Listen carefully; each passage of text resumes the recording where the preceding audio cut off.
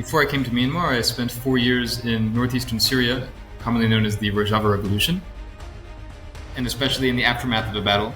The SAC has this policy of, punishing the civilians in the area. Even people who had nothing to do with it, kind of just a collective punishment of, this area was supporting to the rebels, so we're going to burn down, we're going to commit atrocities. And this has the goal of making people not want to support the rebels. When you have to fight the SAC, they themselves know that their position is not defensible. I mean, you're in a town with a couple hundred people with limited supplies, you can only get air supplies, and you're typically outnumbered 2-1. Also, on our side, we have to consider that these people, a couple years ago were students, or teachers, or doctors, or local professionals, or something like this. They never even thought in their life they would have to pick up a gun.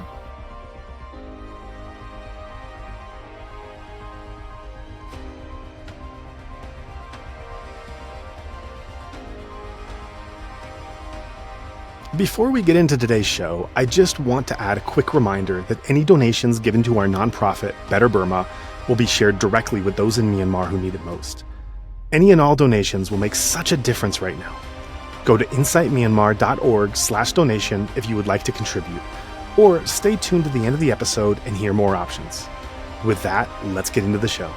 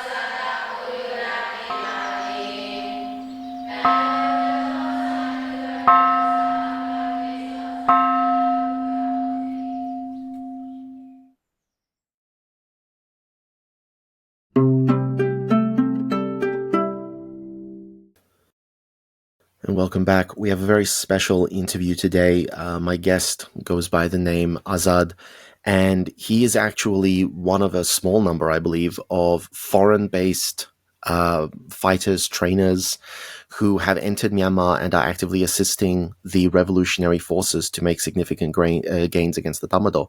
So we're very privileged that he's able to spare a little bit of time to speak to us today, and we're fascinated to understand the on-the-ground insights that there's just no other way for us to get. So Azad, thank you very, very much for taking the time to speak to us, and I'd like to give you the chance to introduce yourself for our audience. Yeah, thanks for having me on. My name is Azad. I'm I guess you could say, internationalist from the USA.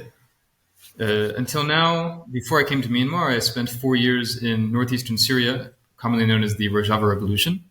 I spent that time with the mostly Kurdish, but in alliance with the majority Arab SDF, Syrian Democratic Forces.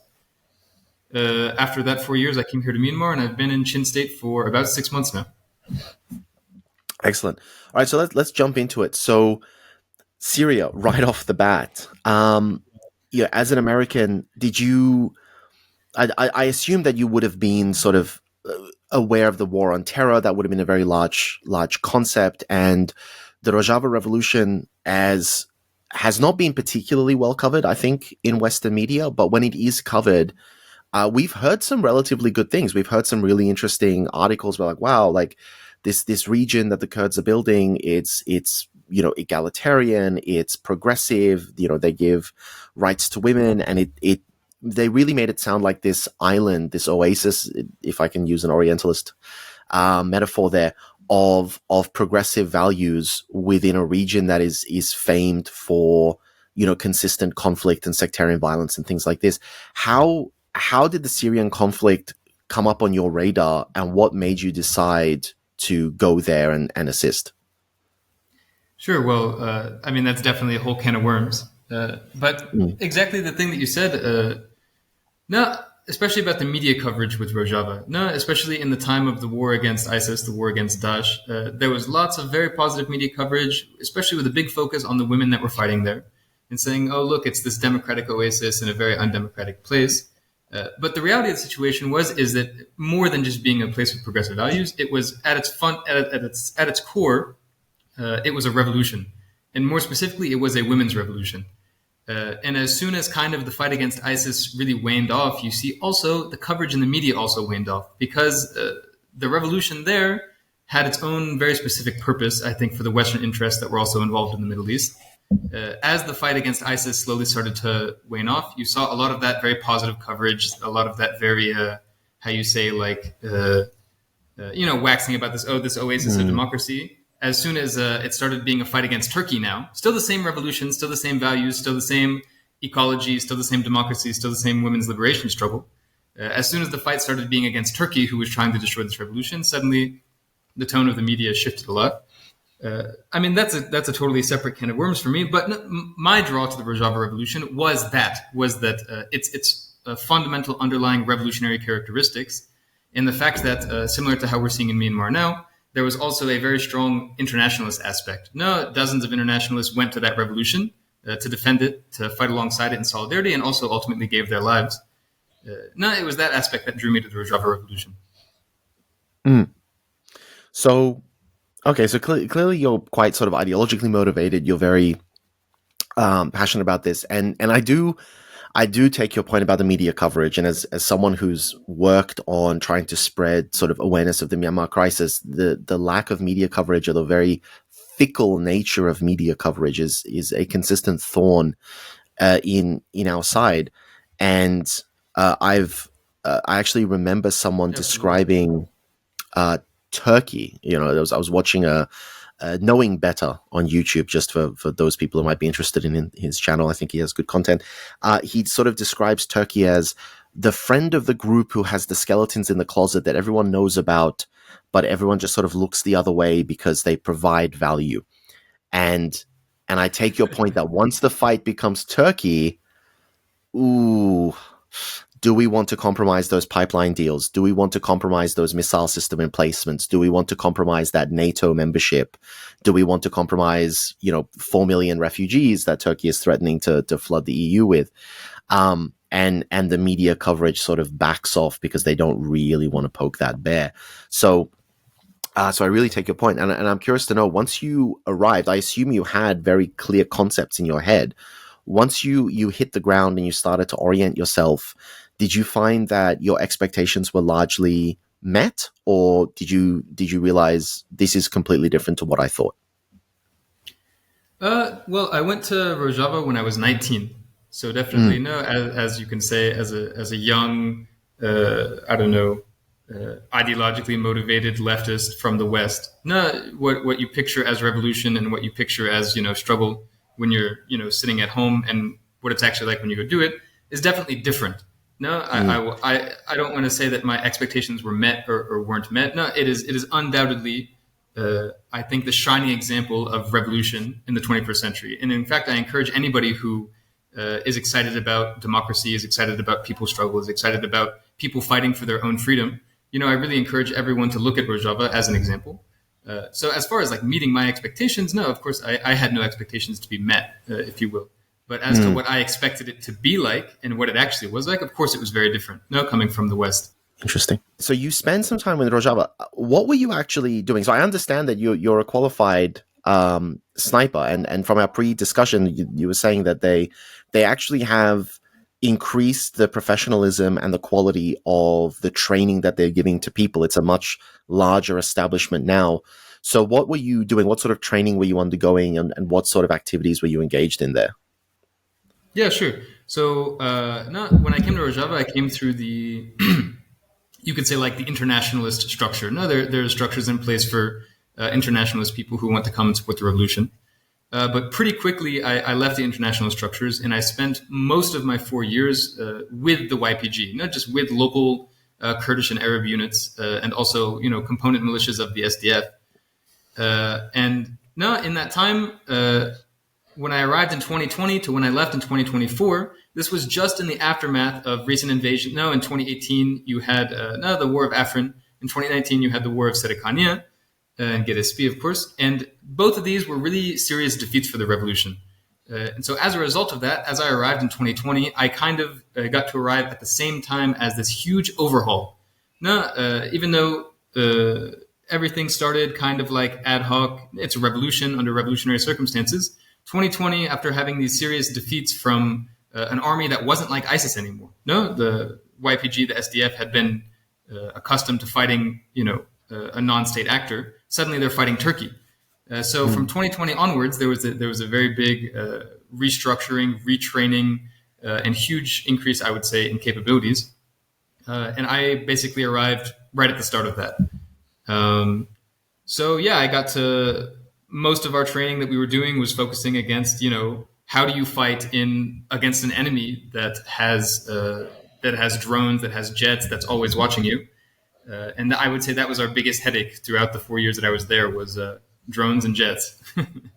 When we look at Myanmar, then you were clearly okay. You're a young Westerner. You went 19 years old. You went to Rojava, and I presume it might be an arrogant presumption, but I presume that you weren't really familiar with Myanmar at the time that you went to Syria. So, as someone who's already engaged in a conflict, what brings Myanmar up on your radar, and what makes you decide to travel there? Sure, that's a really good question, actually. No, like you said at the beginning, other than understanding that there's people in Myanmar, and like, for instance, even in 2020, before the coup, the Free Burma Rangers who were active in Syria for a long time, they're also active, as their name, in Myanmar. And so, especially in the kind of internationalist spheres and political spheres, people understood that there was something going on in Myanmar. But the level of education, the level of, I would say, accessibility of information was also really limited. And of course, in the time that I was in Syria, most people were we had our nose to the grindstone, if you will. There was, other than some solidarity efforts with some other movements in other places, we were mostly focused on, what was going on where we were. But that did change in 2023. The KNDF actually sent a solidarity message to the YPG. And when that happened, it was kind of like a really big wake up for everyone who had known that there was a coup, had known that there was people struggling against the coup. But both, combined to the whole mess of situations that we were in and also to the relatively low availability of especially non-English information about what's happening in Myanmar. That it wasn't really on anyone's radar. But once that message got sent, that kind of direct solidarity message, suddenly everyone started really paying attention. That's also around the time where I really started to focus, hey, what is happening in Myanmar? Yeah, absolutely. But then, so I find this is something that it really piques my attention because a solidarity message, it's such a thing that we can very easily overlook. I think, there were so many messages of solidarity after the Russian invasion of Ukraine, and those continue. And there were plenty of messages of solidarity between Ukraine and Myanmar and all these other conflicts around the world. Now that we have the Israel-Palestine conflict, we have many messages of solidarity being sent.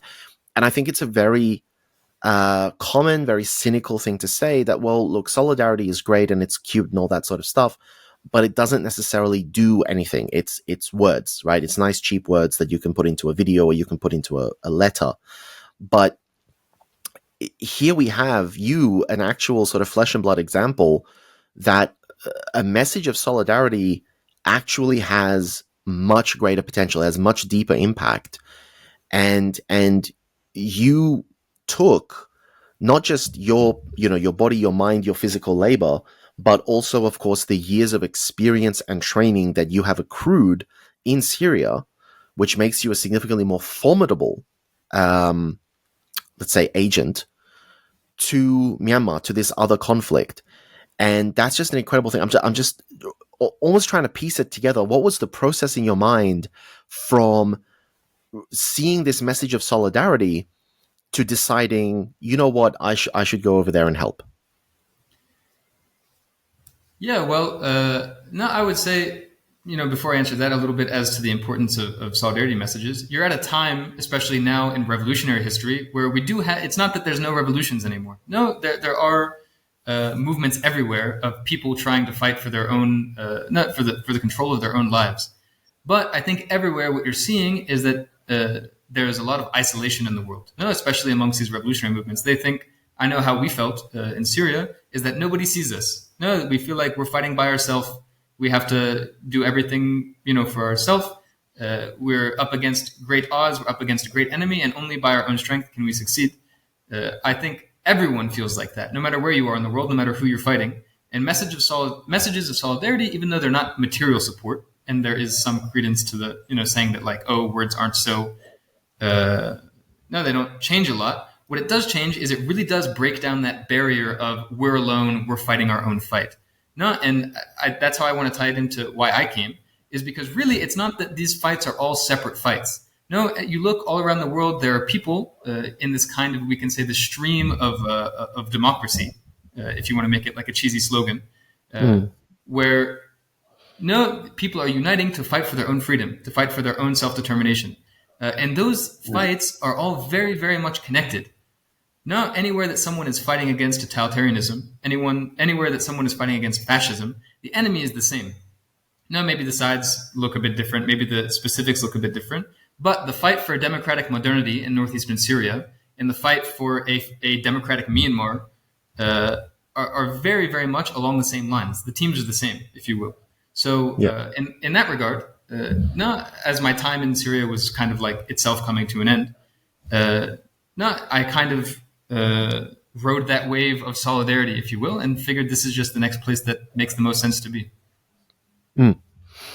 Okay, fascinating. And so what's also interesting to me is that you're in Chin State, and yet the message of solidarity that came was from KNDF. KNDF are in Karenni State on the opposite side of the country. So I presume that you didn't, when you saw this message of solidarity, you made this decision.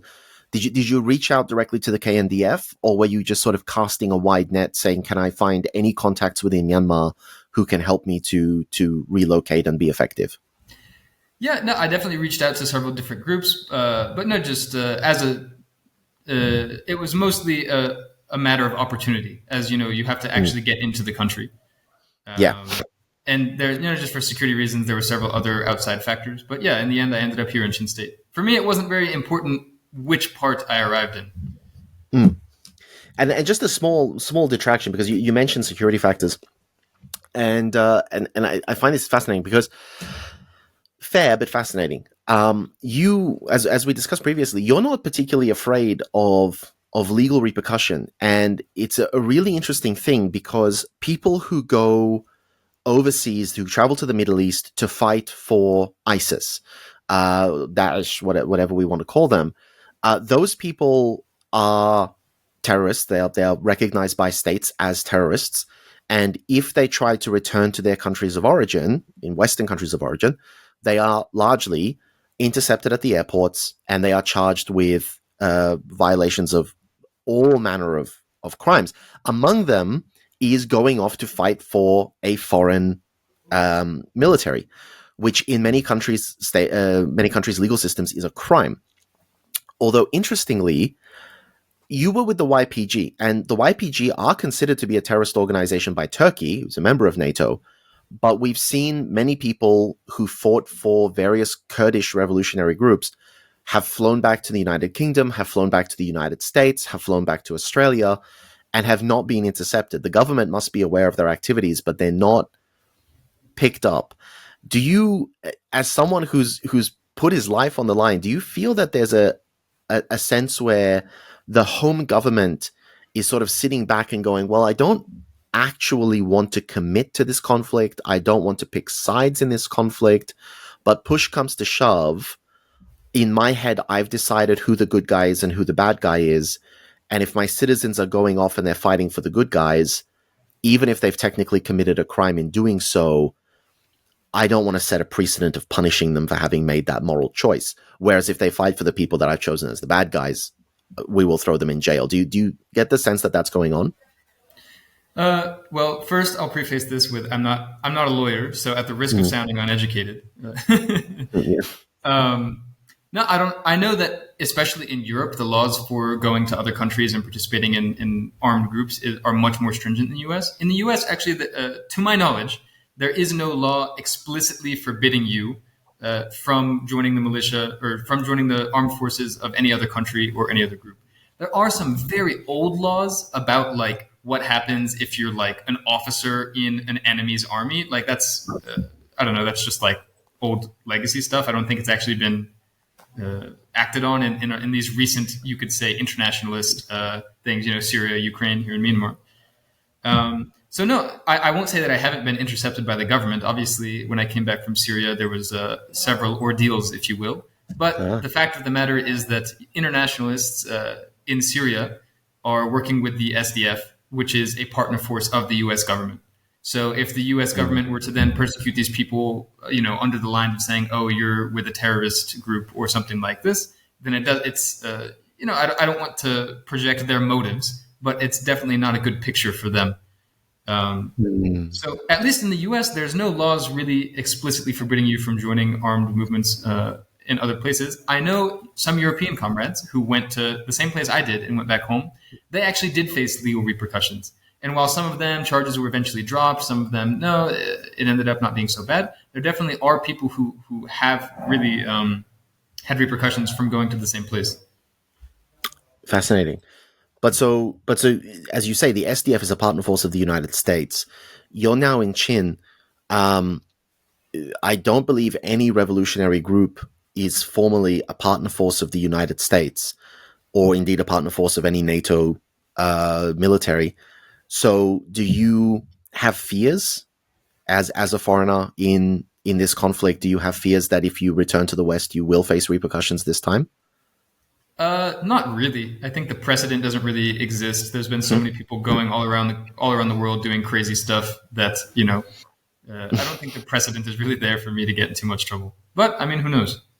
No, but I think it's a very interesting point and a very interesting thing to look at. If someone is considering going to these countries, I think, especially in the United States, the legacy of Guantanamo Bay is very strong. If someone were to go fight for, say, ISIS, they could expect to be very, very, very heavily punished for that and for the things that they've done. So it's interesting that there is that distinction seemingly being made, even if it is, as you say, in the terms of legal precedent, rather than any clear sort of government policy guideline. It's still an interesting point. But then let's move forward. So, okay, now let's get into the meat and potatoes here, the actual situation that's going on the ground. So you're in Chin State. We have seen horrific things in Chin State. Tan Lang town getting burned down 3 times. You know, there was a horrific case of a series of gang rapes that came out a few years back. Just the absolute desperation, the destruction of the fields for food production and the seizing of the harvests and mass starvation. So the situation in Chin State that we've heard of is quite horrific. And you are now in a position where you can sort of explain to us a little bit better what the military and strategic position is like on the ground. So I'm going to start with a question that probably does not have an easy answer or may not have any answer at all. But I want to ask you, in your estimation, what percentage of Chin State would you say is actively under the control of the Myanmar military? Oof. Yeah. Yeah, I know. With the big Here's the thing. It's a very small percent. Like, Chin State being very mountainous. Now, mind you, I can only speak to the areas that I've been so far, but I can assume, at least from the information I've collected, that it's the same place also in southern Chin State, which I have not yet been to. No, Chin State is incredibly mountainous. The roads are very, very bad. Transportation almost non-existent. There's a couple paved roads between each town. That means that in the past, couple years since the coup, that almost the entire countryside has been seized by the anti-government groups, and that means that every town has its little military base now. But all of their outlying checkpoints, all of their outlying stations have, to my knowledge, almost all been taken. It's only the towns that are remaining. Now, I don't want to say that's blanket true. But I can speak personally. We have when we're traveling between towns, even between regions, we have absolutely zero fear of like running into the Tatmadaw, for instance. No, because there's so many roads going everywhere. We just know that in each city, there is a base. And if you go near the base, there will be problems.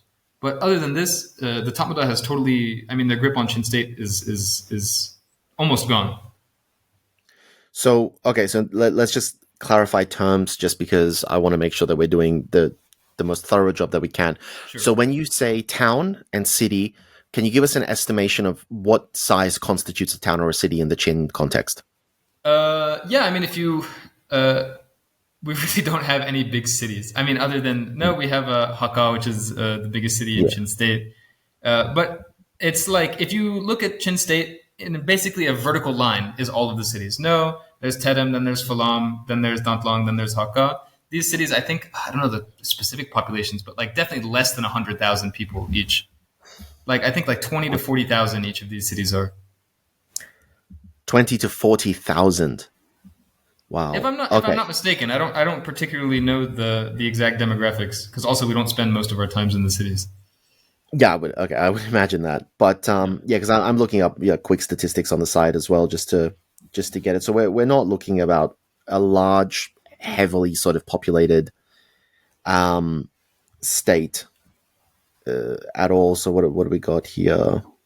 Total, yeah, population is about 500,000, a little bit less than 500,000 by the 2014 estimate for the entire state. Yep. So yeah, okay. So that tracks. And then you're saying that they have bases. So the military bases, are they located inside the settlements? Are they located on the edges of settlements, or are they located a distance away from these settlements? Typically, in each town, Chin State is very mountainous, and the towns themselves are also normally on top of mountains. The SAC base, the military base, will typically be at whatever is the best strategic position over that town. So, like the crest of the hill over the town, or if the hill is in the middle of the town, then it will be in the middle of the town, if you will. Okay, so it's sort of like that sort of medieval castle construction principle. Like you'll have this Yeah, yeah, fortification, and somewhere there will be a settlement. yeah, yeah. Okay. Okay. So that's very interesting. So that means that there are a lot of civilians who are living in very close proximity to these military bases. Yes, definitely. Okay. And so that would mean that for strategic purposes, an actual assault on a military base would almost necessarily endanger civilians who are nearby. Yes, that is the case. Okay, good. I'm just trying to build up a picture here because I had imagined that the military bases were built far away from civilian settlements, as is, more common in Western countries where you try to sort of segregate military activities from civilians. Okay, so let's look at the situation because I got really excited when we were speaking previously because of the things that you were saying about the Tamado. The reports that I have been receiving through various means, but also from the work that I do on this podcast from people has predominantly come from the east of the country. But what they've been saying has been that the military's effectiveness on the ground is very poor, that the Tamado soldiers are not particularly well trained, they're not particularly motivated, and the equipment that they have is not particularly good. So can you explain a little bit about, in your experience and your knowledge, what is the Tatmado's operational effectiveness like on the ground in Chin State? Yeah, sure. First thing, right off the bat, what is apparent, before anything else when you look at the Tatmadaw is how bad their position is. No, other than training, other than their equipment, really their position, when you look at their physical position in Chin State, their bases, as well as their numbers and the amount of reinforcements that they have, it's truly abysmal. Like in a serious fight one-on-one, if you bring similar numbers, the Tatmadaw really just cannot defend their own positions. About equipment, about training, about the kind of things that we see. I mean, in Tedem, we were fighting, and a lot of the soldiers that we were fighting didn't even have uniforms. They were just going out in whatever clothes they had. Some of them weren't wearing shoes. So we know that the Tatmadaw is very, very strapped for resources, strapped for manpower, strapped for ammunition everywhere.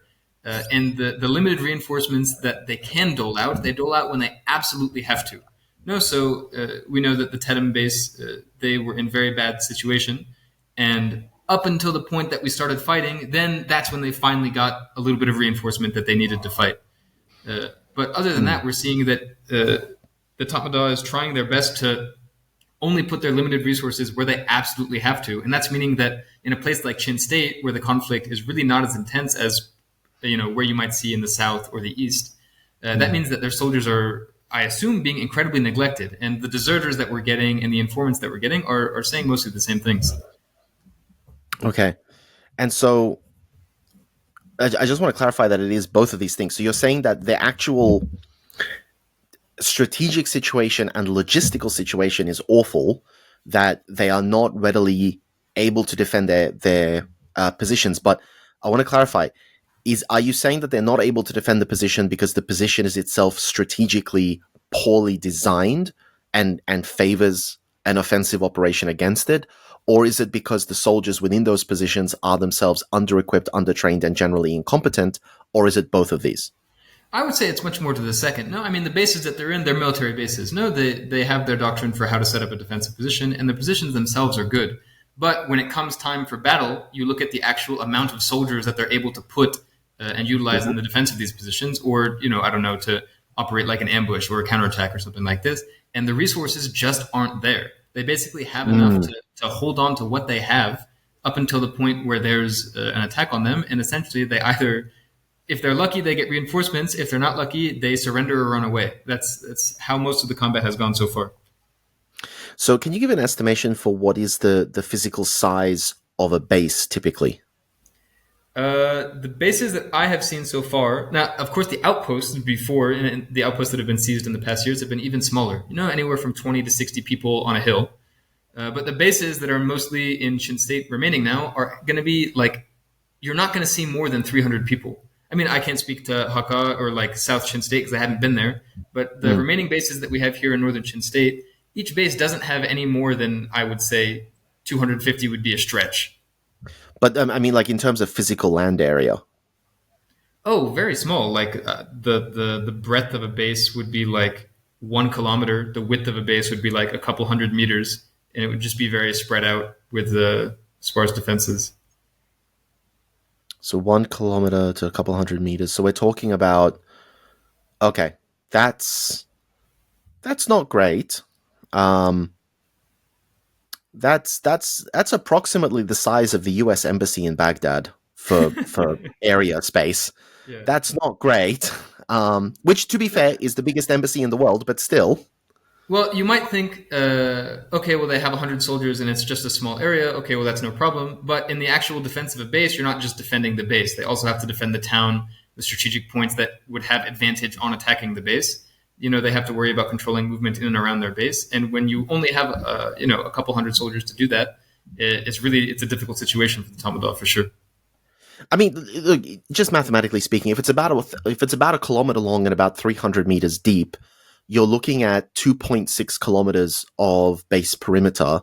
If you have 260 men inside that base, which you say is a stretch, then you're saying you can only have a single combatant every 10 meters along the perimeter, and that eliminates the capacity for anyone inside that base to be ferrying ammunition, to be taking away wounded, to be operating, support weaponry, artillery, and things like that. So I would not enjoy being a commander of a base in that situation, to be honest with you.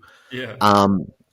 Yeah. Okay. So, but this gives us a nice understanding of what it is that we're dealing with here, and so that's the other thing I wanted to ask about the personnel numbers, because the reports that we've seen, again, many of these reports come from the east, they come from Shan, Karen, Karenni, but sometimes they come from Chin. A battalion in a standard military, a battalion is typically understood to be like 800 to 1,300 men. In the Myanmar context, I believe battalions are officially defined as 500. For reasons known to nobody. But what we've seen in a lot of these bases is that a quote-unquote battalion could be as low as 120-something men, fighting men, within the base as well, close to 200 civilians in the form of, wives, parents, children, and civilian support staff. So the reports that we're hearing sporadically are that the bases that are supposed to have in the vicinity of about 500 men defending them have typically half or a third of that as a pretty standard reality. Is that your experience? Yeah, I would say that's accurate, and especially the part about not every single base has a little wing of the base that is for the families of the soldiers, which presents its own difficulties, when you're talking about an assault. But yeah, no, chronic understaffing, I would say, I can imagine that being the same case in the East.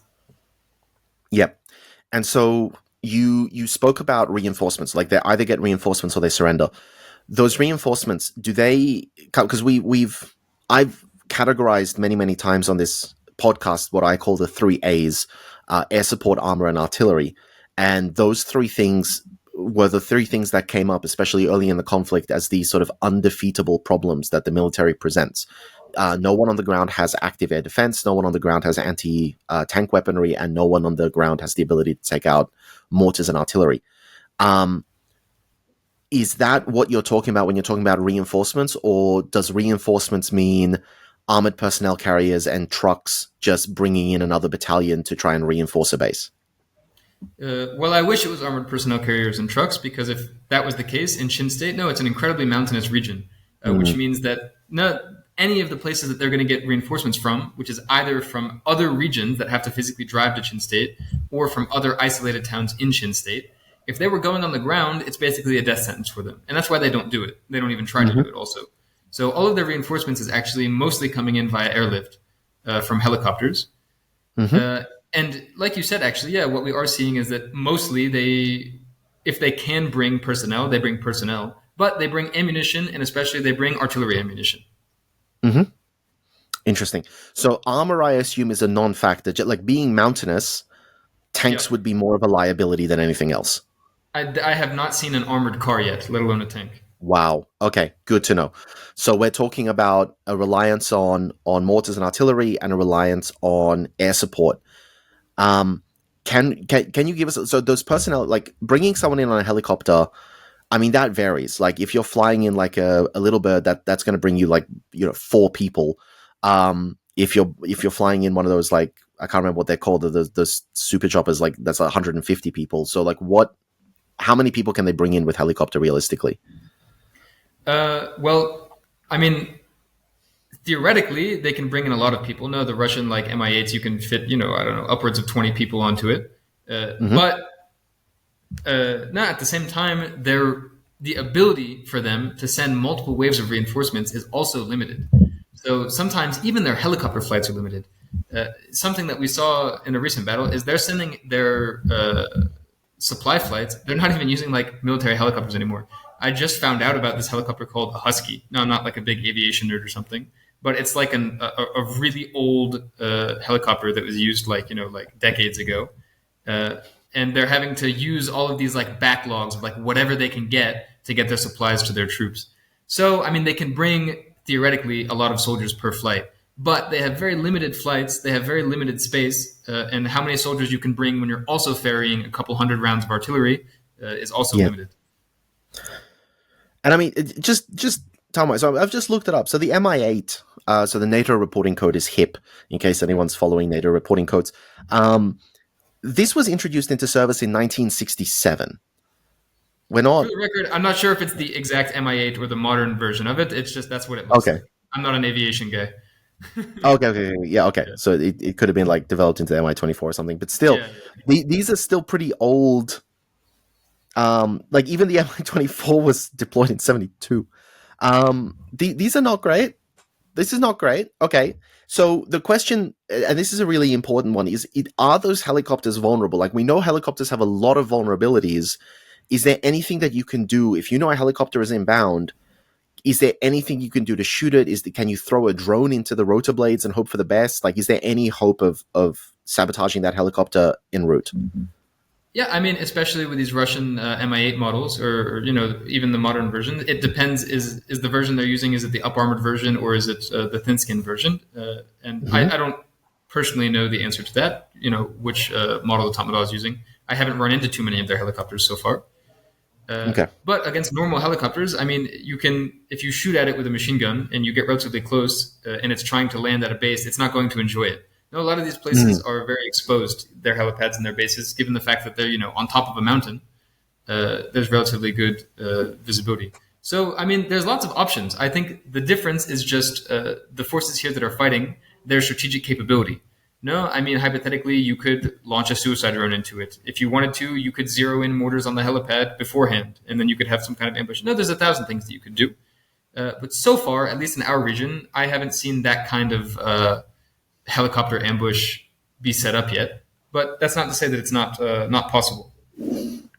I was just thinking, like, it'd be. I'm going to very darkly say it would be entertaining to fly a drone with an IED onto a helipad, because number one, no helicopter wants to land on it, but number two, no one inside the base wants to approach it to defuse it either. It's just theoretically it would just sit there, and it would render the helipad inoperable until someone shoots at it or something. Yeah, you could like demolish it with other explosives. You could throw a grenade at it or something. Yeah. And so that's okay. That's an important question, because how far can you throw a grenade? How close are the distances we're talking about when conflict happens around a base, when someone's attacking a base? What is the proximity to the actual base perimeter that the personnel would be? The SAC personnel would be? No, that the actual resistance personnel would be. Like, how close do you get to the walls to assault a base? I mean, of course, it depends on the specifics of the base that's being assaulted. Like in Tedim, Tedim is like a very linear setup. No, so the base is all the way at the north side of the town, and there are like several outposts in the town stretching all the way to the south. So to approach the base, there had to be like an approach through the town, if you will. So there was fighting in the town first. In other places, where the base is maybe more accessible, or you can attack the base first without having to attack the town, I imagine that's different. And in which case, then you get very close to the base. No, it's fighting up to the walls of the base. But I mean, that just depends on the specifics of the battle. And in terms of doctrine, I assume that if you're fighting your way through the town, they know that you're coming through the town. I assume that the Damodar would have absolutely no compunctions about using artillery and mortars against a civilian town if they think that they're going to take out resistance fighters in the process. Oh, would that be fair? Yeah. No, in the fighting in Tedim, as soon as even before the fighting started, the Damodar started using a lot of their ammo just to like blow up houses for no reason. They just started shooting into the town. Yeah. Jesus Christ. And so this is the thing. Like, do they have a specific doctrine that they employ? Is there a standard operating procedure that you know and that you understand? Like, this is how they're going to react if we attack them, or is it much more just sort of disorganized and ad hoc? In what regard? So, for example, do you know if there's an attack coming, would they sally out of the base and try to take up defensive positions away from the base to delay you? Would they try to hit everything with artillery in front of you? Are they going to try and throw landmines and IEDs in the way to slow you down? Are they going to pull away from the base walls, try to funnel you into like a narrow area so they can open fire with machine guns? Or are they just going to hole up and take pot shots with small arms? Yeah, sure. There's two things that I can say about this. One is, especially before the battle, and especially in the aftermath of a battle, the SAC has this policy of punishing the civilians in the area. Mm-hmm. Now, even people who had nothing to do with it, kind of just a collective punishment of, this area was supporting to the rebels, so we're going to burn down, we're going to commit atrocities. And this has the goal of making people not want to support the rebels. And as much as we don't want to admit it, it is of course effective. No, because these people are mostly farmers, villagers. When they have their whole livelihoods destroyed, when they have atrocities like this happen to them, it's not that they no longer support the rebels, but it's that they are obviously much less enthusiastic when fighting comes to their doorstep, because they know the barbarity of the Damodar. They know what will happen to them as a result of the fighting. So that's definitely one of their strategies in regards to this kind of psychological warfare against the populace. And to a large degree, it is very effective. People are much less enthusiastic about fighting coming to their village now.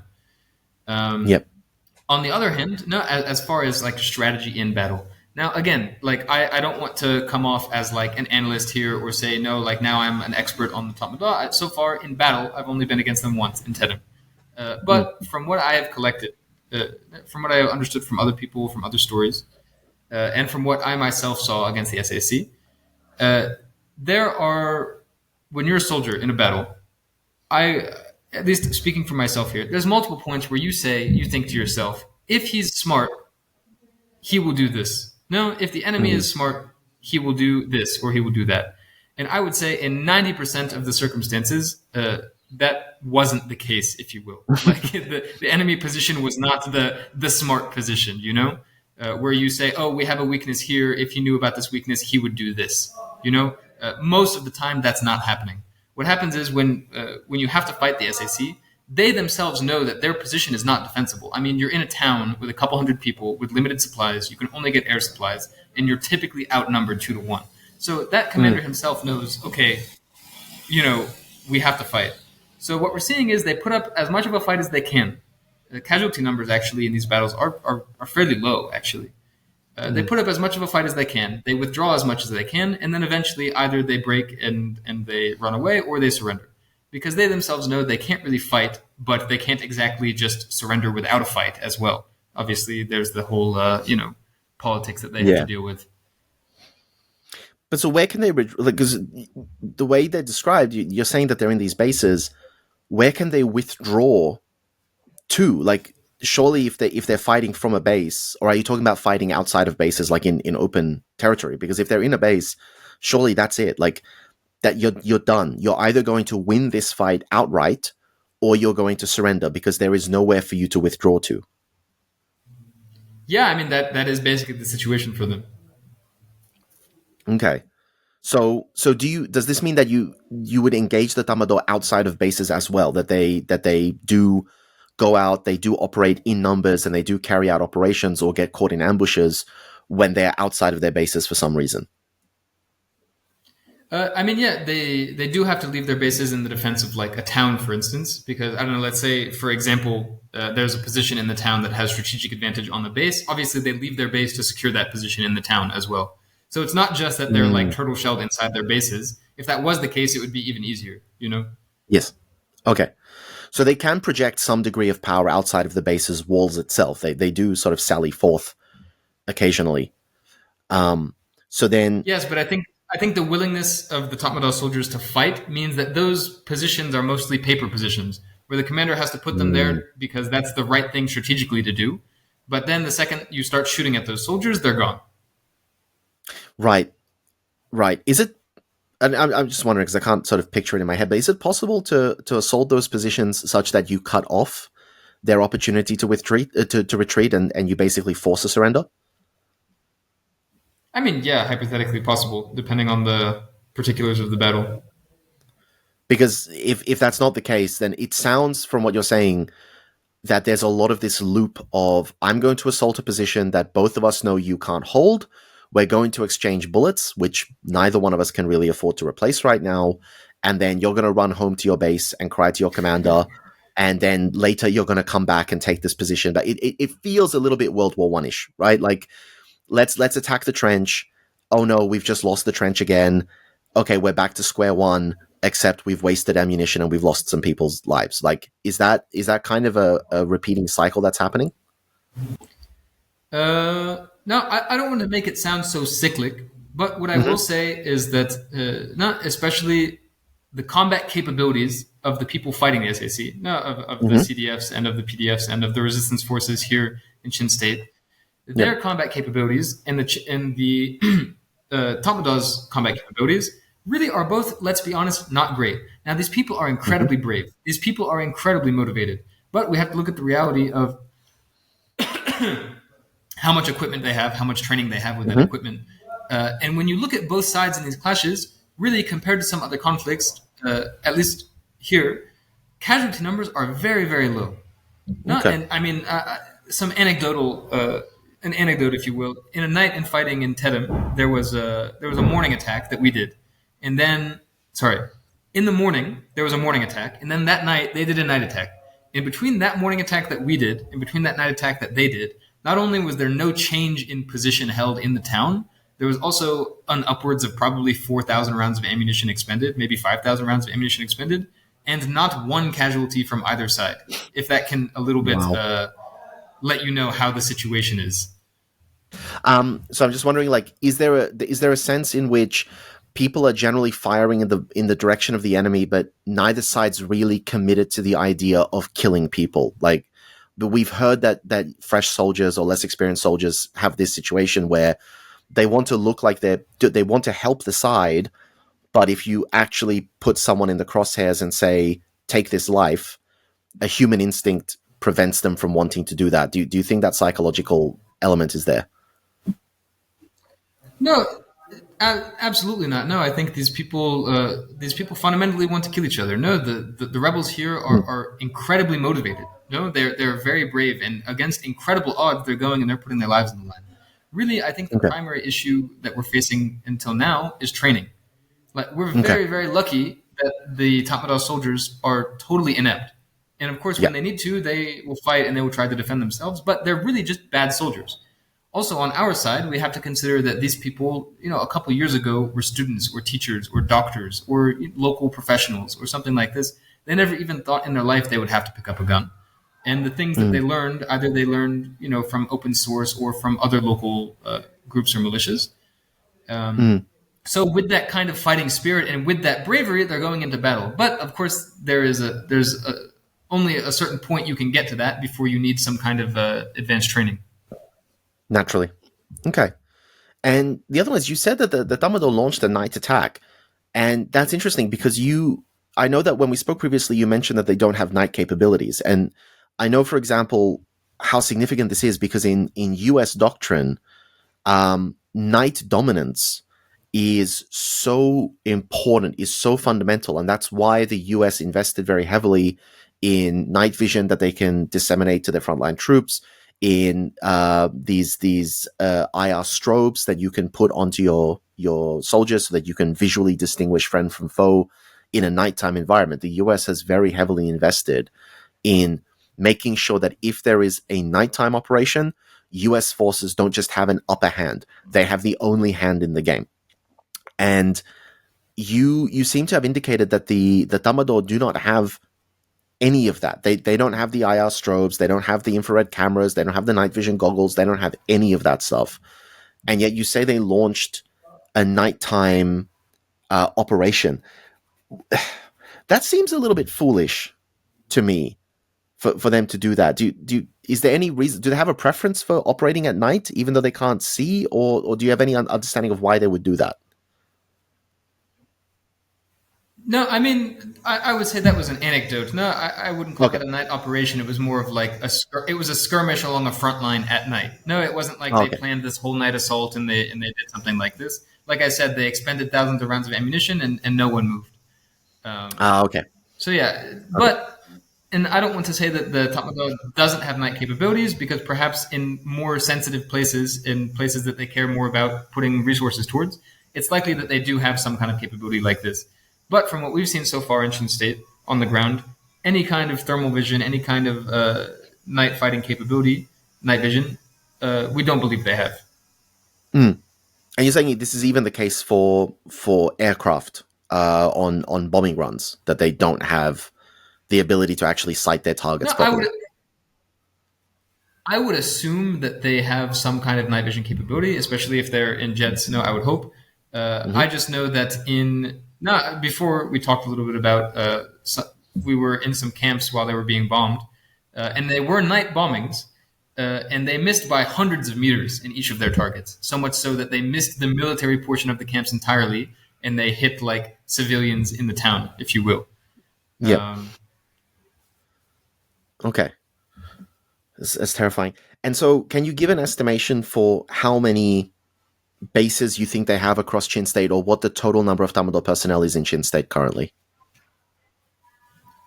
Total number currently. If I were to just gander at my phone and look at each, and I were to be incredibly optimistic with you, let me see.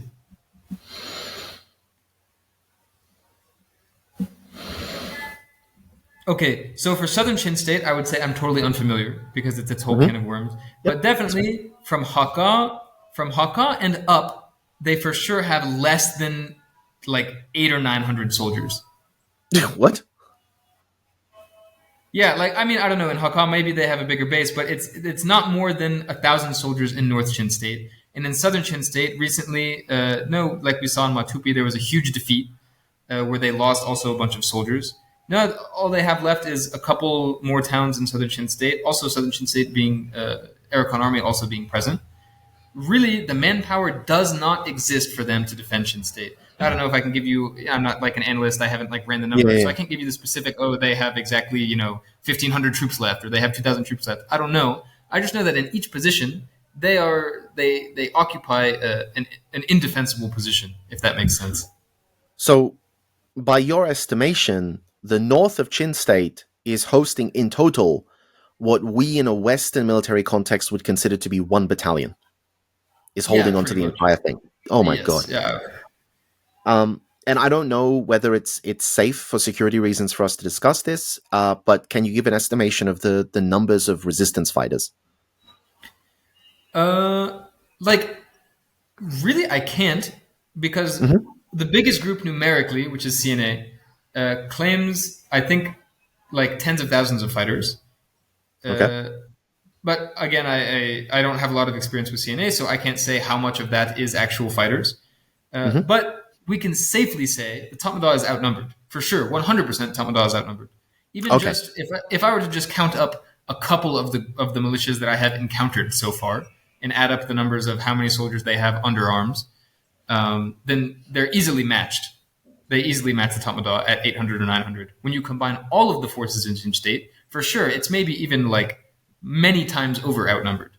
But the issue So, is how many of those numbers are fully armed and have enough yeah. ammunition to fight, and in what organization pattern are those numbers organized?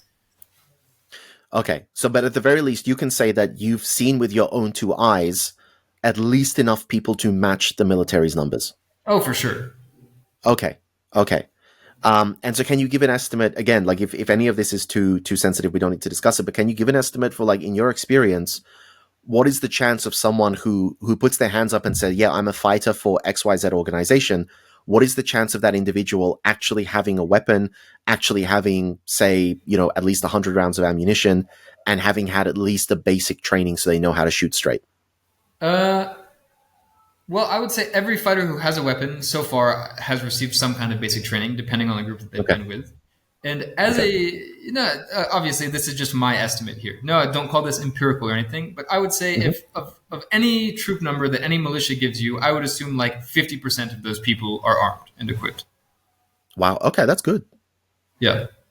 That's not bad. Okay. That's all Which right. We can still work with this. even with 50% of those numbers being armed, that still outnumbers the Tatmadaw many times over locally.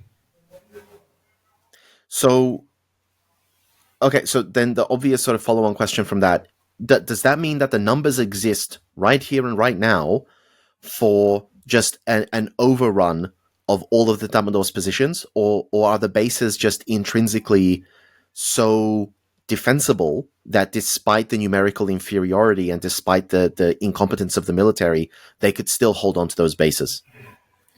No, I think the numbers in the I think that situation that you described, no, the numbers to be able to do a complete overrun, those numbers existed 2 years ago. Those numbers exist now.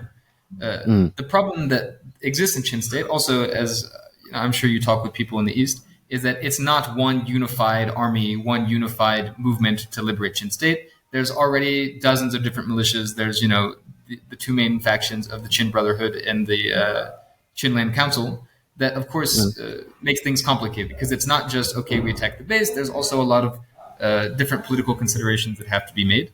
Not from a material perspective, if you look at troops and ammunition and soldiers, Chin State could have been liberated many, many times over. And I think that's a really important lesson to take away from kind of what's going on right now, is that the capability exists to totally remove the Tatmadaw from Chin State. I can say that without any kind of doubt, without the risk of sounding uneducated or something.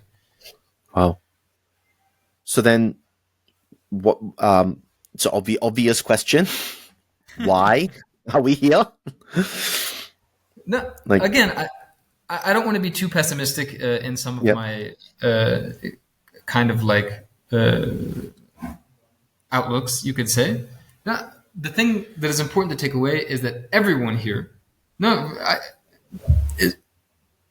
universally, everyone here who is currently fighting is unbelievably brave. No, coming from the backgrounds that they Mhm. do, coming from the experiences that they had before being teachers, students, you know, to go from that to fighting against, before the coup, one of the most respected Southeast Asian militaries, not to go from that to that is definitely a huge leap. And I think that right now, in a lot of places, not to be very simple, just the training and the capability and the logistics and the structure doesn't exist to organize a fighting force that can be effective on that scale. Okay. If that makes sense. Okay. Locally, very effective. But on the scale that you need to strategically get rid of the Tatmadaw from Shin State, so far that coordination doesn't exist. On top of that, there's the various political issues. There's the various kind of rivalries and strifes. And no, I don't want to speak too much on this because, one, I'm a foreigner and I've only dipped my finger into the, I can't speak too authoritatively on ethnic differences and factional differences and things like this. But I can, without a doubt, attribute it to something that is limiting the success of the rebels in Shin State. Absolutely. And so just the last thing on the Tatmadaw before we move on to the actual revolution itself and before we move on to the civilian element of it, because I definitely want to cover that. We recently did an interview with someone who was representing an international organization trying to eliminate the use of landmines, and they recently released a report on landmine use in Myanmar, which, as you can imagine, has gone through the roof since the coup and has been consistently quite high by international standards for decades. Have you encountered problems with landmines? In your experience, are the military using landmines in Shin State? Are the revolutionary groups using landmines in Shin State? Have they become a problem for the civilians? Are landmines something that you're factoring into your day-to-day operations there? Oh, absolutely. And I mean, when you look at the position of the Tatmadaw, imagine you're the commander and you have to defend a base totally isolated. You have only a handful of soldiers and ammunition.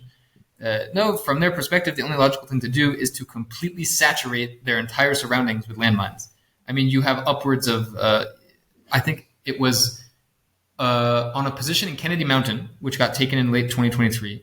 That position had no more than, I think it was like less than 40 soldiers in it. No, somewhere from 20 to 40 soldiers in it. That position had an upwards of 600 mines surrounding it. It was like a little base on top of a hill with 600 mines surrounding it. So they know in these situations where they don't have the resources, they don't have the manpower to be able to create an effective defense, the way they compensate for that is to just totally saturate the area with mines. And it's a huge problem because then once these bases are taken, these bases, again, are in close proximity to the towns. You now have to deal with, thousands and thousands of mines that someone has to dig up. You can't just leave them there. So yeah, absolutely, it's a huge problem. Resistance groups, that so far what I have seen, really have not got too advanced in the use of mines or IEDs. In my opinion, I obviously understand that mines are a very touchy subject humanitarianly, or from a humanitarian aspect, not humanitarianly. Yeah. But I think the capability in regards to mines, in regards to making IEDs safely and controllably, actually should be increased from the size of the resistance. Now, mostly what's happening so far is that these mines, which are being placed by the Tatmadaw in the hundreds, are being repurposed by the resistance, but they're being used very, very sparingly for the same reasons that that you're describing. No, obviously mines are a huge humanitarian concern. But I think that with more education in mines, they could be used to greater effect by the resistance forces. Because right now, I would say there's actually underutilization of mines or of explosive devices, I would say. Mines I feel like it's like a touchy word. It's not like IED is a pleasant word after the war on terror either. IED, I feel like, in my mind, is more like, I don't know, I like that word better. But maybe that's just because I came from Syria. Yeah, maybe. Because that's the thing. I think the application is different as well, because when we say mine, the expectation is area denial, right? Like there's a sort of sense of like a mine is an area denial weapon, whereas an IED is an ambush and assassination weapon. Yes, exactly. So the feeling is a little bit different. So regardless of terminology for the sake of politics, but are you saying that there's an underutilization of area denial, or are you saying there's an underutilization of explosives for ambush purposes? Thank you for clarifying that, because I was having a blank there. Definitely the second one. No? Okay. Yeah, absolutely. No, they're very... no, because, again, the people here who are fighting in the resistance are the people from the same towns, from the same villages. The people who are attacking the military base in these villages they joined these resistance groups from the same town as the military base. So they're obviously very worried about using the Tatmadaw mines as kind of like an aerial denial tactic. And so far, I haven't seen that at all. Okay. Yeah, which Because is I good. do know that it is happening in other states. Shan State, for example, it is happening quite widely, and also that there is development now of battery powered improvised landmines, so improvised sort of area denial weapons. But that may be more of an Eastern Myanmar phenomenon than a Western one. So it's fascinating to say that you're not experiencing that in Chin State. Yeah, I think the big difference is right now the area that we have to deny to the Tatmadaw is a bit different. Like we control Chin State functionally. The Tatmadaw Okay. controls the towns that they're in and the immediate perimeter of their bases, Yes. which they themselves have mines. So if we also put mines there, it really doesn't make a huge difference. Yeah, because it's a two-way weapon. Yeah, exactly. Yeah. Okay. So that is actually fascinating. And that's really good to know. Okay, so let's move away from the Tatmadaw Sure. because I think we have a good understanding of them now. So, and let's focus instead on the Tatmadaw. So what I want to know is, you mentioned earlier desertions, right? You're getting desertions, and from some of the numbers that we've been provided, the number of Tatmadaw personnel who have defected or deserted are approximately, and these are all very rough estimates, but approximately double the number of Tatmadaw personnel who have been killed in action. So, yeah, that actually, some of the numbers that I was given by one international observer organization is that you're looking at about like 20,000 people have just said, you know what, screw this, I'm swapping sides. Whereas the actual number of people who have been killed in combat in a confirmed way by international observers is much lower, like 10,000, maybe like 14,000 at the highest, at the time that the numbers were given. Right. So that was then. So this could have been like a year and a half ago. It may have changed since, but that's the kind of idea that we have. So are you seeing in Chin State very large numbers of desertions and very large numbers of defections, or is it mostly people stay on their side until they get shot? I think just due to if you think about like numbers and percentages, it's not like we have a base that has thousands of soldiers nearby us that we're getting, dozens of desertions. But the fact that the nearby bases to us have only a couple hundred soldiers, in the past 2 months, I would say I saw 5 deserters, which, I mean, I don't know what the empirics on that, if you want to run the numbers, but for bases that only have, like 100 people in them each, to have, every month people who are running away, also risking their lives to run away. No, really, what we know from inside the base, both from these people who are deserting and giving us the intel, and also from various, spies and things like this that exist. No, we know that it's miserable. Like really, right now, to be an SAC soldier is a miserable experience. No, you're underpaid, you're underfed, you're under-equipped. If you have any kind of military sense about you, you understand that you are in an indefensible position. So they mostly spend their time like getting drunk, hating their lives. When they can run away, and they just wait for the attack to come so they can surrender. Good God. And I want to move away from Tatmadaw because there's so much fascinating stuff we need to discuss, but it's just, I can't. They're like an addiction that I need to understand these people.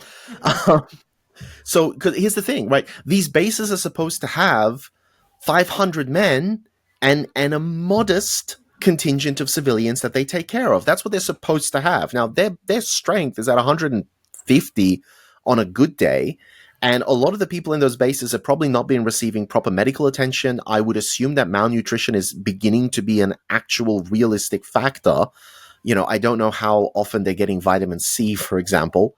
Do you have any concept of what is the critical point? Like, if your base is down to the commander and his 2 adjutants, I assume they're not going to try and defend 2.5 kilometers of perimeter by themselves. Do you have any concept of what is the critical mass that you have to reach before they say, you know what? We don't have enough men to bother even pretending anymore. We may as well just surrender the base. Like, is there a number that in your experience comes up or a guess? No, I mean, I don't think it really gets to that point ever. The only time you're going to see that is if you have some kind of like isolated outpost. No, I didn't personally see, but I heard stories of the resistance forces would talk to the outpost commander and say, look, You're going to die if you stay here. We'll shoot in the air. You shoot in the air. Leave your guns. Run away to your commander. Tell them you got attacked. You know. So, Ah, yeah. but on a large scale, when we're talking about the bases that are controlling the occupation of these entire towns, I think that's really not going to happen because not to exaggerate like the life of a soldier or something, but really up until it gets to that point where it's truly hopeless, most soldiers are just going to stay in their spot, and then when they get the chance to run away in the shooting, they're just going to retreat until there's no more place to retreat, and then they surrender. That's typically how you can expect the progression to go. Okay. And so this is a very important question from an international perspective, from an observer perspective. What happens to them if they are captured in battle, or if they surrender, or if they defect? What happens to these people? Typically, they're well treated. I mean, I have been to several jails now of several different militias that are housing the people that are captured in battle or the people who are arrested otherwise. So they are imprisoned. Yeah, they're imprisoned, but they're relatively well cared for. No, I saw their living quarters, and they're able to access their family every now and again.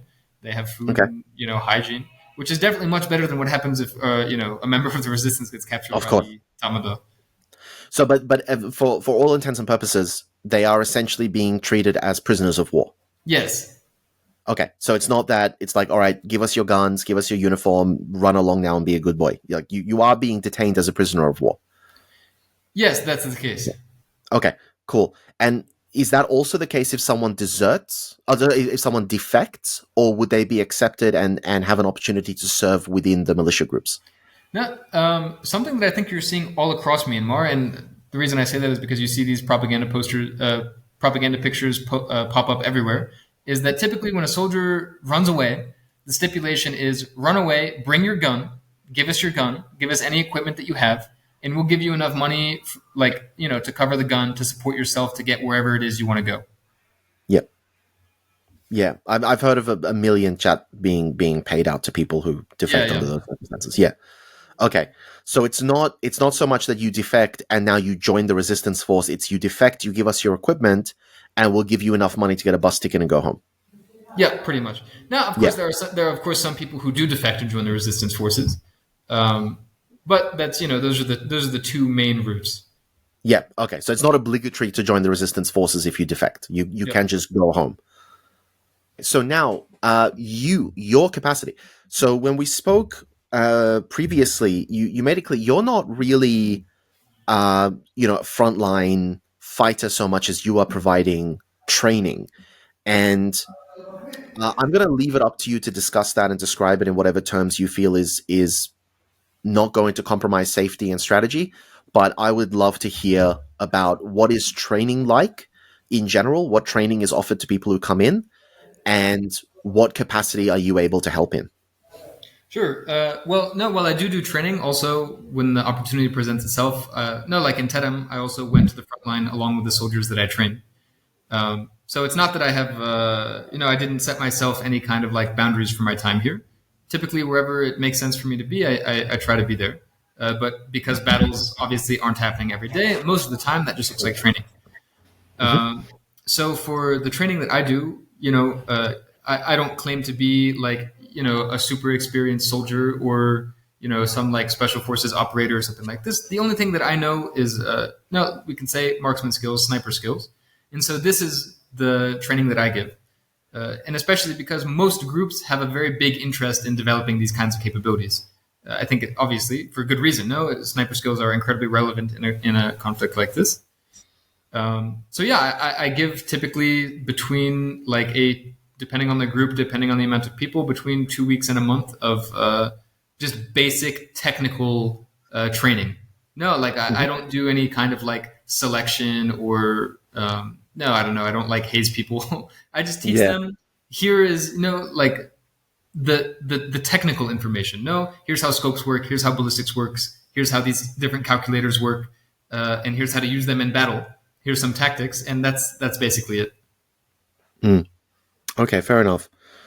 And so, is that sufficient? This is the question. Like, what efficacy do you see when these guys go to battle? Because, honestly, if you took me, someone who has no military training, you threw me a gun, gave me no training, and sent me into the field. Like I've been to the shooting range. I know what my grouping is like. It's not great. So I would have next to zero efficacy. What efficacy are you seeing after this sort of 1 month of training?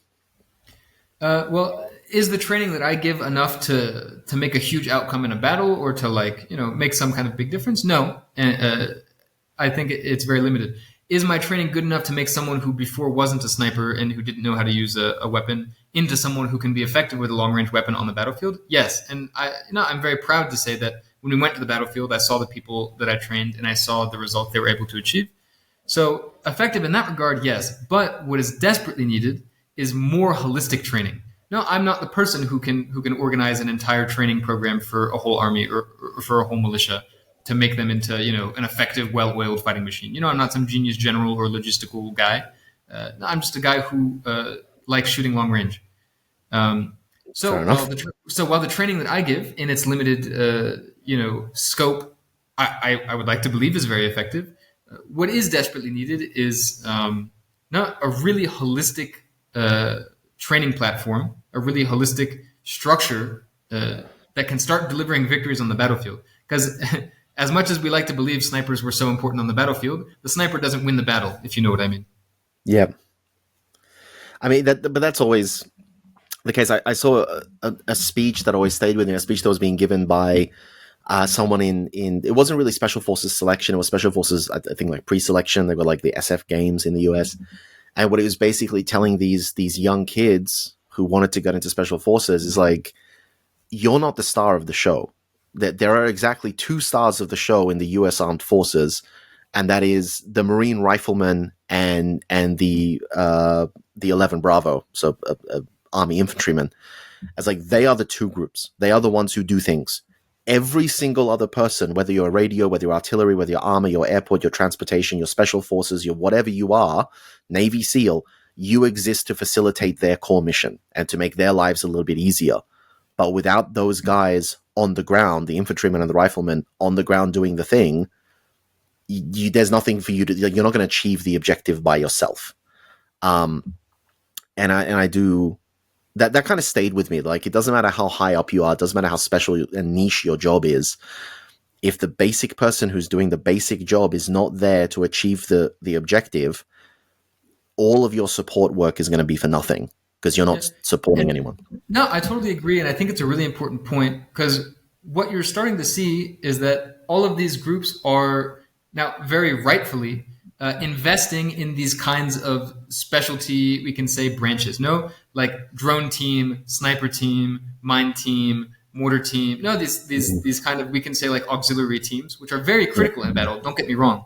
Yep. But in a lot of the planning that I've had, in a lot of the discussions that I've had surrounding plannings for certain battles, sometimes these things are almost like leaned on, if you will. They say like, oh, we need to do, like, for instance, Tamadal has jammers. They say, we need to destroy the jammer so that we can get our drone team in the air so that we can win the battle. So it's almost like because the kind of capability of the general infantry is realistically not super high right now. They want to kind of, okay, what else can we do? What other solutions can we get? Which is very, it's on the right path. But what is really desperately needed is that kind of understanding that right now, just with men with rifles, we already have the necessary material for victory. Like, I can say that unequivocally. So what is needed is the kind of professionalization, the increase in capability, the increase in organization that is needed to turn those men with rifles, and in many cases women, into an effective fighting force that can really reliably hand serious defeats to the SAC. Mm. And I think you've just come to the very crux of the situation as it is, the military situation as it is, because I've dealt with so many people, whether they work in the NGO space, whether they work in the diplomatic space, political space, whatever, analyst space, and I asked them, like, hey, let's get lethal aid, guns, bullets. What can we do here? and everyone's basically giving me, the same standard lines that you expect to get in those situations. Like, no, it is not politically popular. If we're talking about Israel, a country that the US is committed to protecting, you can get away with it. If we're talking about Ukraine, a sovereign state that's defending itself against Russia, a traditional enemy of the United States, you can get away with it. If you're talking about Myanmar, who is undergoing internal conflict and is on China's doorstep, there are too many red flags, and politically speaking, the willpower would not be there for something along those lines. And the question then of training, the question of this capability, and that's something that I know the US has experience with, apart from just military materiel in Afghanistan that the United States were supplying the Mujahideen with against the Soviets. They were also providing military training to get these people up to efficacy. That's something that seems to be much more palatable. It seems to be something that there's a greater tolerance for. And as you say, private people like yourself are able to travel to Myanmar or any of these conflict areas. You can provide this type of assistance if you have the relevant skill set, and you're not engaging in international arms trade. You're not engaging in international acts of terrorism, anything like this. It seems to be much more achievable as a thing that you can do to assist, something that the governments are not going to crack down on. You're not going to be sort of hounded. You're not inflaming political tensions. Do you believe that an increase in the amount of training, like people like yourself, who maybe have that experience, have the capability to impart that knowledge and impart that skill set to someone, say, look, this is how you shoot in a straight line. This is how you march. This is how you set up a camp. This is how we bivouac. This is how we do all that sort of basic stuff. Even the 10 weeks of basic training that the US Army sends their people through. Do you believe that having that on the ground provided would significantly increase the capabilities and would significantly accelerate the liberation of Myanmar? I would say it's a complicated question. No, because in any revolution, the answer is how far can you get with just yourself, and at what point does there need to be some kind of external support? So that's why I think understanding solidarity is really important. Like as I kind of introduced myself as a more politically minded person, I'm definitely not going to come here and say, well, for the success of this revolution, we need to have advisors from the West come and teach people how to, do their left and right. That's definitely not something that I believe.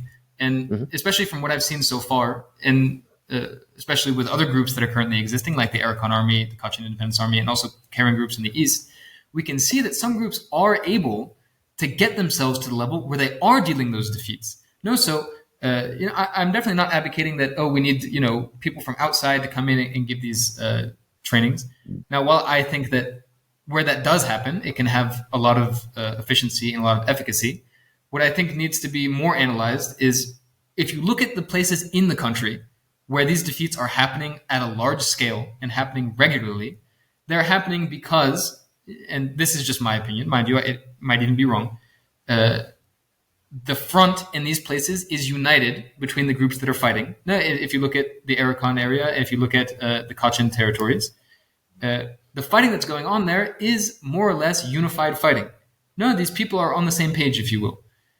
Also, I would say the standard to which those soldiers are trained is much higher than in many other places that you might look in Myanmar. So really, that's kind of the magic combo.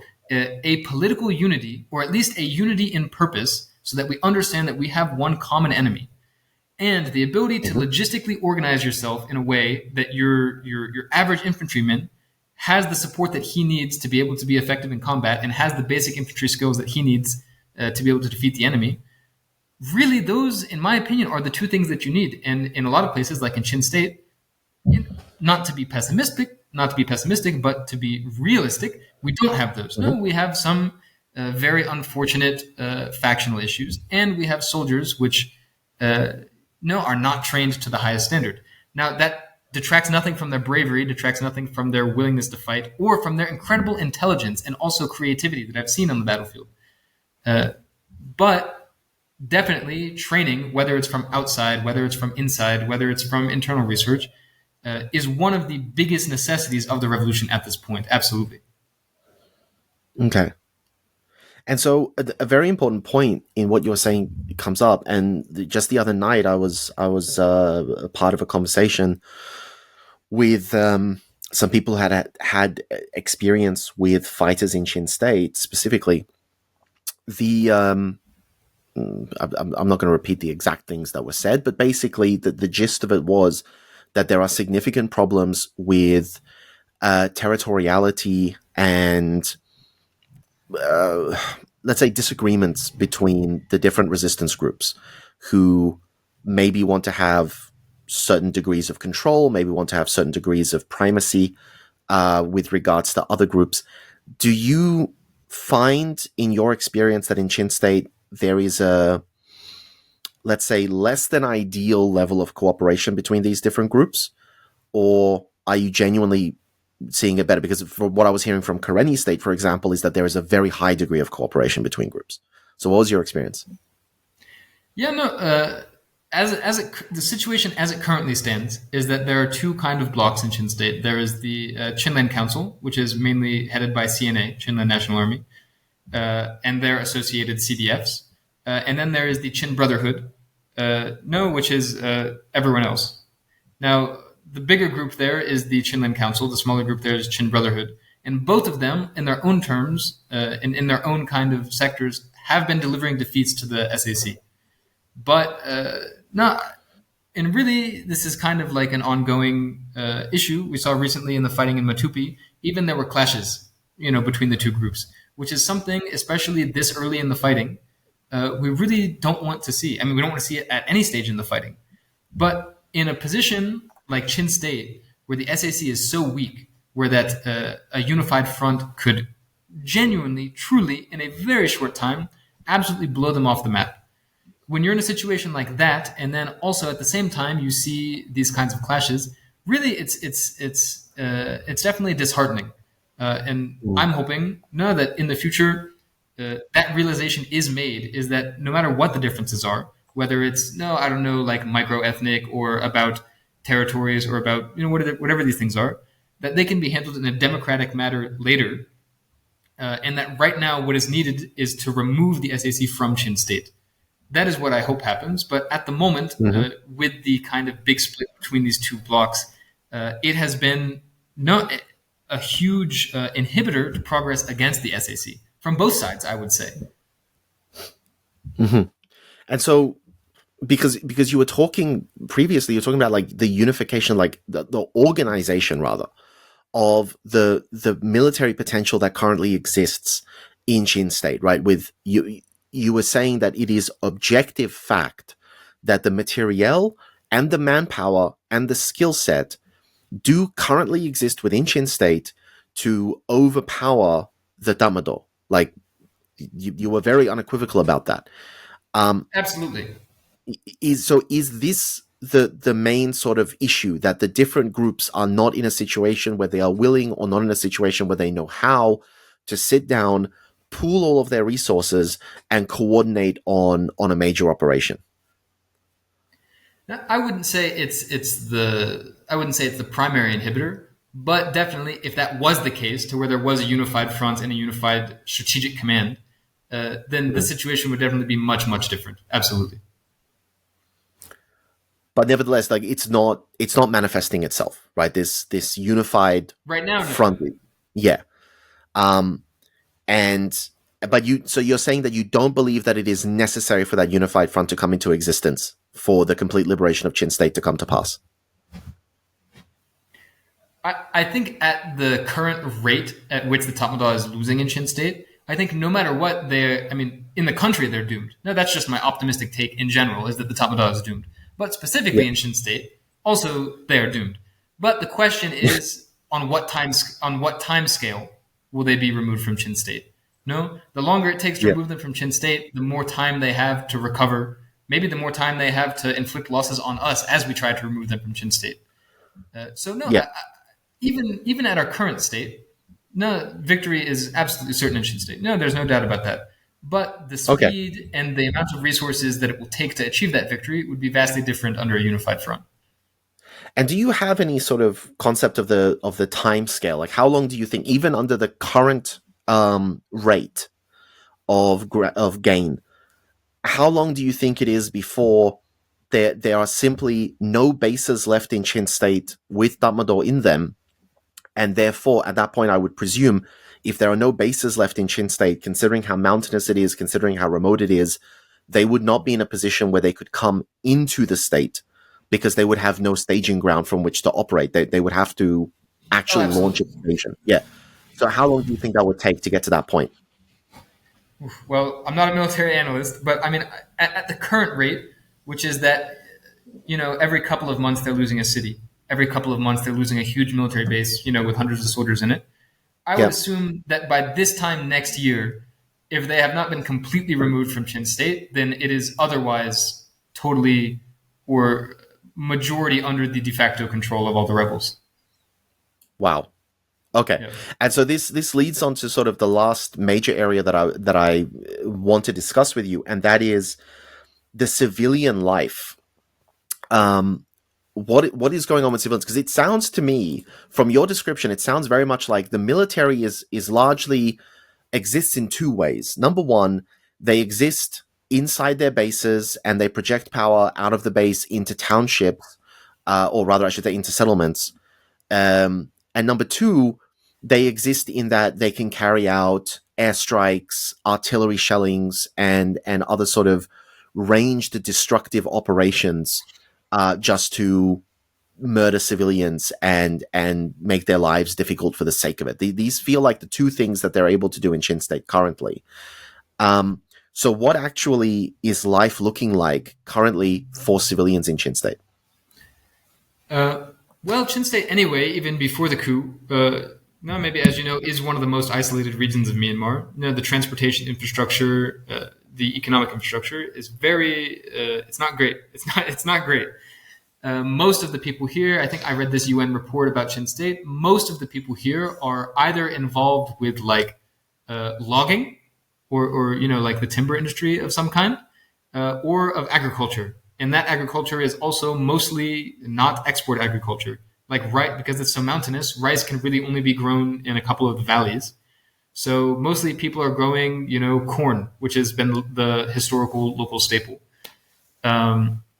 So economically, already the situation in Chin State wasn't great. It was already remote, and only after 2008 did you start to see some infrastructure projects slowly start to bring roads, internet, stuff like that into Chin State. Now, after the coup, of course, a lot of people have left. A lot of people have gone to neighboring regions. For instance, Sagaing region also houses a lot of people from Chin State. And many people that I speak to in Chin State, both in the resistance, both outside of the resistance, are actually very dependent on support from people in the diaspora. Now, Malaysia, Singapore, also Europe and America. People who have left and gotten jobs there are contributing a lot. Now, I don't know how scientific this is. I was trying to understand it myself, but some people said that upwards of 50%, now I don't know how scientific that is, I just asked. Some people said that upwards of 50% of people who are still living in Chin State are receiving some kind of assistance like this from families outside. So it's mostly day-to-day life, doing whatever jobs that are available with support from family in the diaspora. It's very interesting to hear, because the difficulties, as you say, like a lot of people are involved in agriculture, and particularly, say, corn has a very high cultural significance in Chin State, and which is quite interesting considering that corn is brought from the New World. It's an interesting little. I do love this about Myanmar. Like I was amazed when I discovered that actually in Kachin State. Obviously, there are different Christian communities all throughout the mountainous regions. Kachin State is no different. They have a lot of different Christian communities, among them Presbyterians. And the Presbyterian community back in the day in Great Britain come from, or many of them came from Scotland. And so there's a region in Kachin State where they indigenously make kilts and bagpipes. Huh. because of that. Yeah, like I was just like, what do you mean they make bagpipes? And my students were explaining, they were showing this to me, and I looked up the history. It's because Scottish Presbyterians came through, and like, okay, bagpipes, this is awesome. Let's just make this a thing. And so you have indigenous bagpipes in Kachin State in places. It's an incredible country that just has this amazing what's the word I've been looking for? This sort of melding of external influences, sort of seamlessly building into these ancient and native cultures and histories. So Chin State is no different in that regard.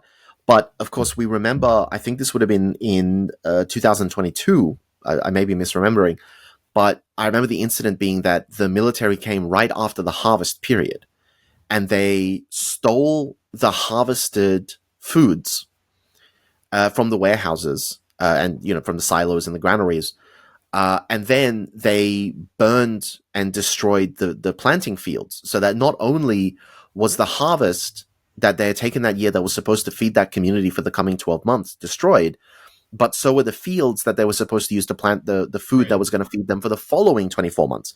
So the military, in one fell swoop, had basically guaranteed 48 months of starvation. So what I'm wondering is that now we're here in 2024, where in theory we should be past that period. It should be that the land is capable of supporting people. Now, what is the food situation like in Chin State? Are they growing food? Are they able to feed themselves, or are food shortages still rampant? No, I mean, to my knowledge, it's not like there's it's definitely not an affluent place, but most of the villages seem to be semi-self-sufficient, and especially with the amount of like help that's coming from the diaspora. No, Chin State very close to India, so like lots of rice, stuff like this is also coming in from India, as well as being connected via the couple of main roads that we have into other regions in Myanmar. There's no food shortage. No, Okay. but definitely these villages are mostly being self-sufficient. No, we're talking to people. What they grow, they eat. No, it's not like there is an export economy for a lot of things here. Okay. But they are at least sufficient. They're not sort of, because that's the other fear, is that you can have an ongoing conflict and you can say, well, we're gaining ground in the conflict, we're pushing the military out, and then you look behind you and you do the calculations and you're thinking, well, by the time we push the military out, there won't be any civilians left. But so you're saying that at least in Chin State, the civilian population is sustaining itself. Yeah, I think the combination of self-sustenance and outside support is making it. I mean, it's not like a perfect situation, obviously, especially in the wake of conflict. There's always refugees. There's always, devastation, and it's of course saddening. But no, it's not a crisis level. Okay. So like this is really important to understand. This is really good to know. So basically, it seems then that in Chin State, civilian life does continue.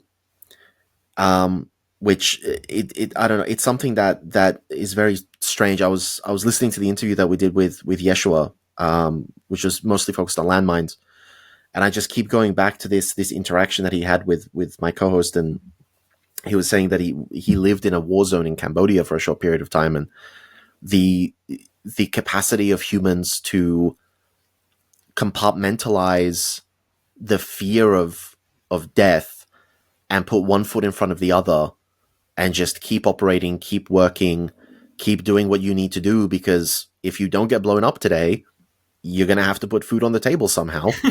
And as dark as that seems, that's the reality. And the way he described it, of you rely on the people around you. So if the people around you are getting on with life, you're getting on with life. If the people around you are running and screaming, you're running and screaming.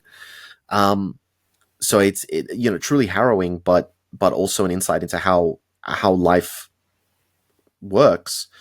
But within that sort of scale, right, that fear of proximal death or proximate, would the civilians largely, especially the ones who are further away from the bases, who are not living in the major settlements, do they live in fear that the military might choose to blow up my village tomorrow?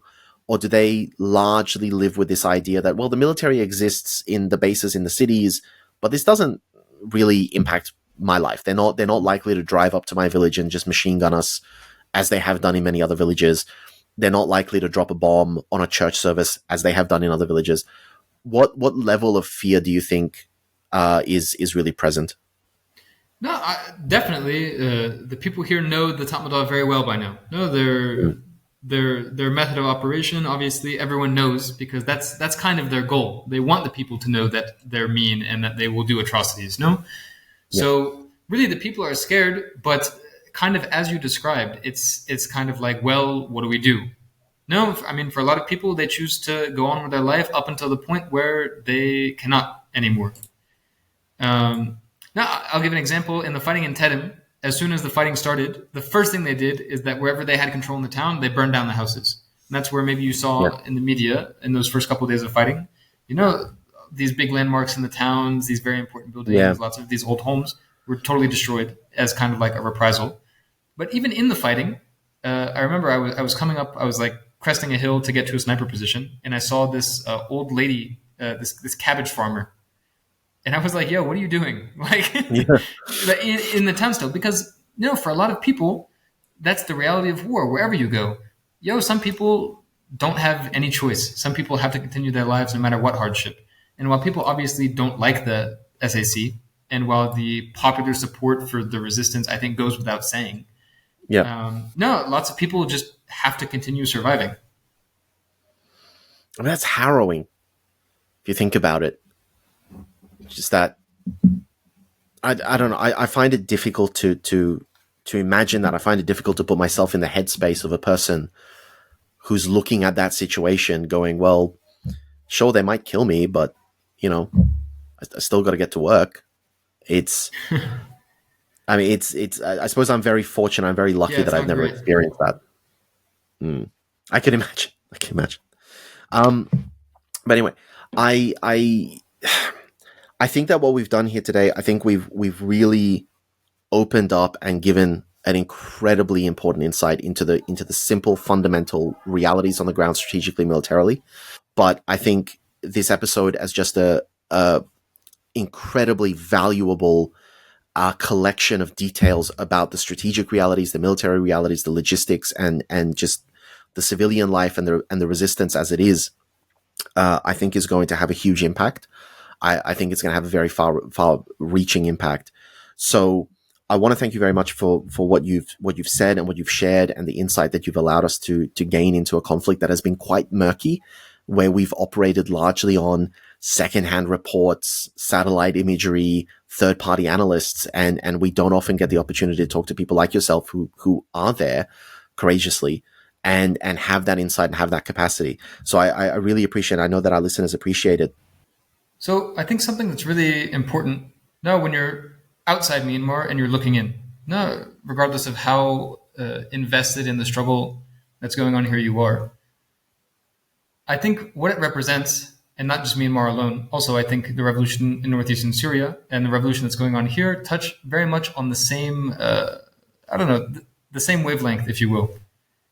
People all over the world, they're looking at these revolutions that are happening, and the question is, people, not governments, not states, not organizations.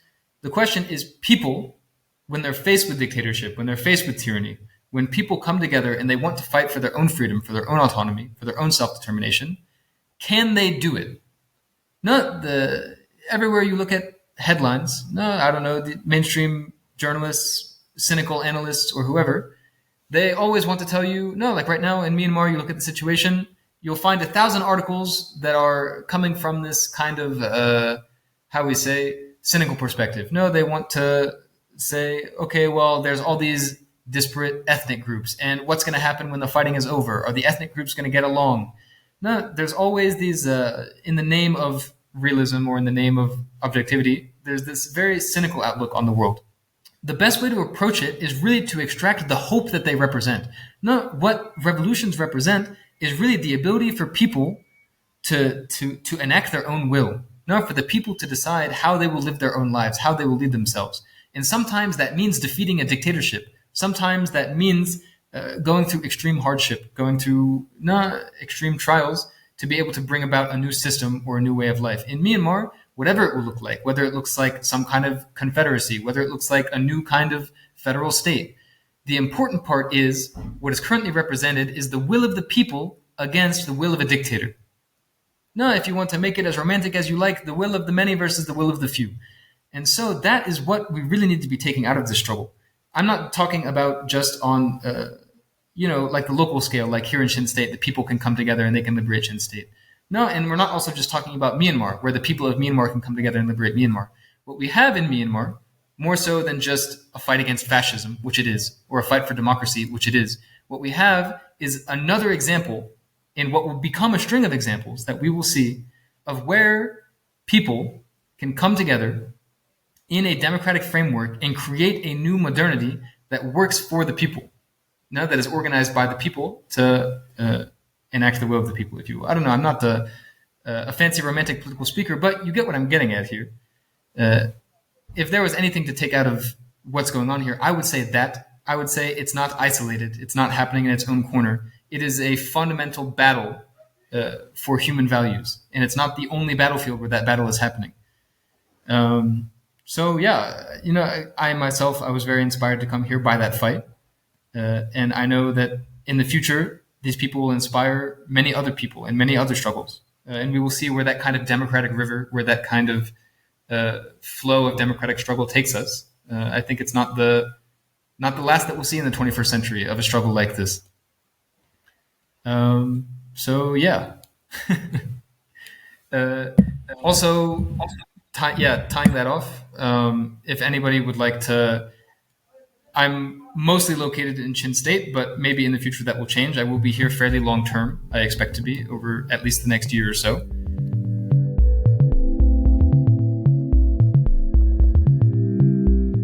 Thank you for taking the time to listen to this episode. As regular listeners are aware, we often remind our audience about our nonprofit mission, Better Burma, at the end of a show. Truth be told, fundraising is hard work, and I can personally attest to the fact that it's really no fun to keep asking for contributions. Yet, the situation on the ground now in Myanmar is so distressing that we continue to do so on behalf of the Burmese people. What is most helpful at this time are recurring donations, which help alleviate both the stress and time involved in fundraising. If you are able to pledge a certain amount per month, our team can plan around having at least a consistent minimum amount to work within each month. If you would like to join in our mission to support those in Myanmar who are being impacted by the military coup, we welcome your contribution in any form, currency, or transfer method. Your donation will go on to support a wide range of humanitarian and media missions, aiding those local communities who need it most. Donations are directed to such causes as the Civil Disobedience Movement, CDM, families of deceased victims, internally displaced person IDP camps, food for impoverished communities, military defection campaigns, undercover journalists, refugee camps, monasteries and nunneries, education initiatives, the purchasing of protective equipment and medical supplies, COVID relief, and more. We also make sure that our donation fund supports a diverse range of religious and ethnic groups across the country. We invite you to visit our website to learn more about past projects as well as upcoming needs. You can give a general donation or earmark your contribution to a specific activity or project you would like to support, perhaps even something you heard about in this very episode. All of this humanitarian work is carried out by our nonprofit mission, Better Burma. Any donation you give on our Insight Myanmar website is directed towards this fund. Alternatively, you can also visit the Better Burma website, betterburma.org, and donate directly there. In either case, your donation goes to the same cause, and both websites accept credit card. You can also give via PayPal by going to paypal.me/betterburma. Additionally, we can take donations through Patreon, Venmo, GoFundMe, and Cash App. Simply search Better Burma on each platform and you'll find our account. You can also visit either website for specific links to these respective accounts or email us at info@betterburma.org. That's Better Burma, one word, spelled BETTERBURMA.org. If you would like to give it another way, please contact us. We also invite you to check out our range of handicrafts that are sourced from vulnerable artisan communities across Myanmar, available at alokacrafts.com. Any purchase will not only support these artisan communities, but also our nonprofit's wider mission. That's Aloka Crafts, spelled ALOKACRAFTS, one word, alokacrafts.com. Thank you so much for your kind consideration and support.